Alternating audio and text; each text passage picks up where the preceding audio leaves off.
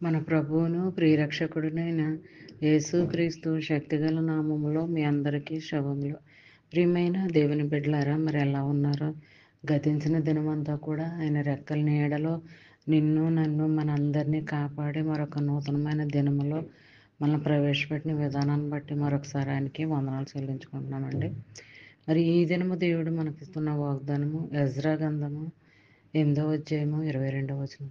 మేలు కలుగు చేయుటకే ఆయనను ఆశ్రయించు వారందరికీ మా దేవుని హస్తము తోడుగా ఉండును. ప్రియమైన దేవుని బిడ్డలారా, మరి మనకి మేలు చేయటానికి ఆయన మన పక్షంగా ఉన్నాడండి. మరి ఆ మేలు పొందుకోవటానికి మనం సిద్ధపడి ఉండాలండి. ఎప్పుడు కూడా ఆయన హస్తం మనకు తోడుగా ఉండేలాగా మనం ప్రార్థన చేసుకోవాలి. మనం ఎప్పుడు కూడా ఆయన కొరకు జీవించే వారంగా మనం ఉండాలి. అలాగ చేసినట్లయితే మరి దేవుని యొక్క కాపుదల కృప మనకు తోడుగా ఉంటుంది. ఆయన హస్తం మనకు తోడుగా ఉంటుంది. మరి ఆయన ఆశ్రయించే వారంగా మనం ఉండాలి. మరి ఆయన యందు భయభక్తులు కలిగి జీవించే వారంగా మనం ఉండాలి. అలా ఉన్నట్లయితే మరి ఆయన హస్తం ఎప్పుడు మనకు తోడుగా ఉంటుంది అన్నమాట అండి. మరి మనం భయపడకూడదు, బాధపడకూడదు, దిగులు పడకూడదు.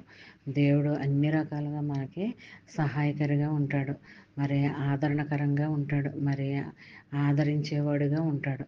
అలాంటి దీవెన ఆశీర్వాదకరమైన వాగ్దానాలు దినమంతా మరి మొదటి జామున దేవుడు మనకి ఇస్తున్నాడు అంటే అది దేవుని యొక్క మహాకృప అని మనం నమ్మాలి, విశ్వసించాలి.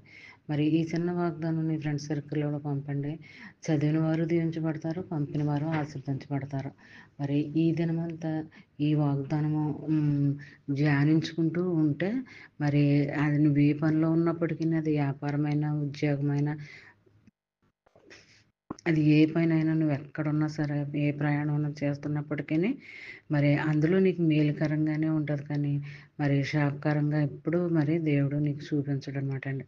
మరి అలాగా చిన్న వాగ్దానం మైండ్లో పెట్టుకుని దినమంతా ధ్యానించుకుంటూ మరి ఉంటే ఆ దినము రావాల్సిన దీవెన ఆశీర్వాదాలు మరి నీకు, నీ కుటుంబ సభ్యులకు, నీ బిడ్డలకు అందరికీ కూడా పొందుకునేలా చేస్తాడనమాట అండి.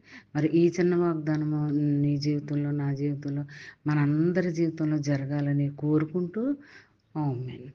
God bless you.